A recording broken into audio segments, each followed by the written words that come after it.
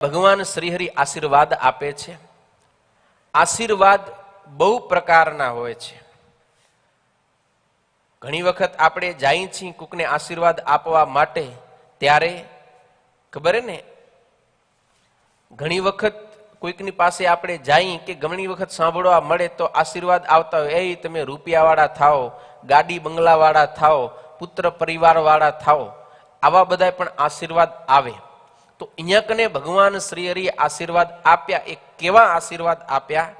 તો અહીંયા કને ભગવાન શ્રીહરિએ આશીર્વાદ આપ્યા એના ત્રણ વિશેષણ બતાવ્યા છે। ત્રણ બહુ રૂડા આશીર્વાદ છે આ ત્રણ વિશેષણ। કયા?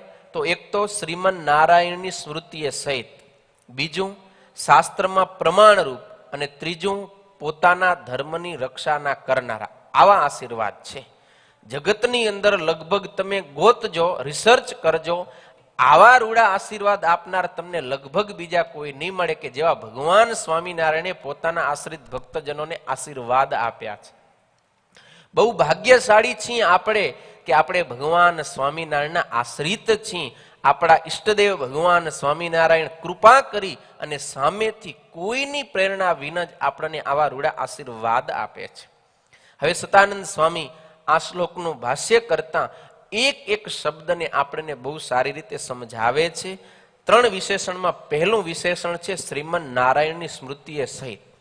હવે શ્રીમન નારાયણની સ્મૃતિએ સહિત, તો એ શ્રીમન નારાયણ કોણ છે?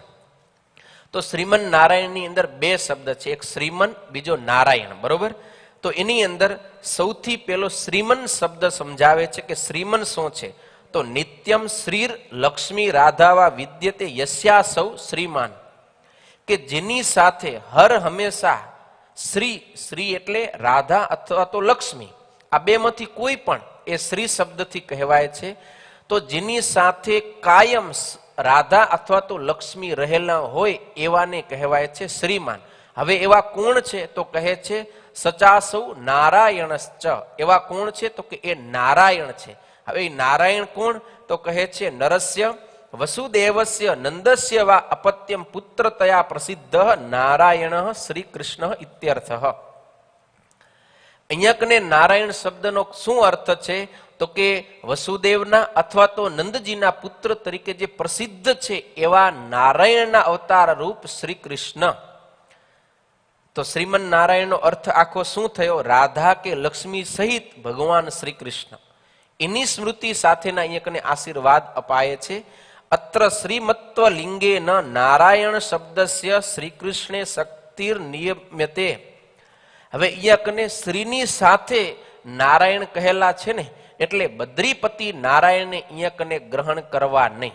આ સંસ્કૃતની તમે જુઓ, મજા જો, આમ નારાયણ એટલે આપણે કોણ લઈએ? બદ્રીપતિ નારાયણ લઈએ ને। બદ્રિકાશ્રમમાં ભગવાન નરનારાયણનો અવતાર પ્રસિદ્ધ છે। તો સામાન્ય રીતે નારાયણ કોઈ બોલી એટલે આપણો અર્થ સીધો ત્યાં સુધી જાય કે બદ્રીપતિ ભગવાન નારાયણ, પણ એ બદ્રિકાશ્રમની અંદર રહેલા નારાયણ એ નરયુક્ત છે, પણ રાધા કે લક્ષ્મી યુક્ત બદ્રિકાશ્રમને વિશે પ્રસિદ્ધ નથી। રાધા અને લક્ષ્મીથી યુક્ત નારાયણ ક્યાં પ્રસિદ્ધ છે? તો કે વ્રજમંડળને વિશે, એટલે ગોકુળ, મથુરા અને દ્વારકા ઇત્યાદિકને વિશે। તો ત્યાં કયા નારાયણ હતા? તો કે શ્રી કૃષ્ણ નારાયણ હતા।